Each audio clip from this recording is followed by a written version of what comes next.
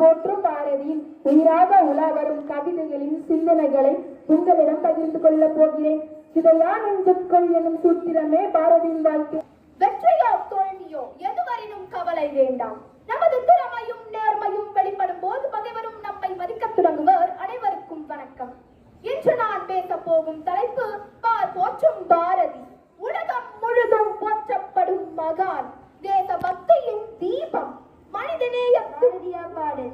வெள்ளி பனிமலையின் மெதுலாவுவோம், அடிமேலை கடல் முழுதும் கப்பல் விடுவோம். வெள்ளி பனிமலையின் மெதுலாவுவோம், அடிமேலை கடல் முழுதும் கப்பல் விடுவோம். விடுதலைக்காக போராடியவர் பாரதியார்.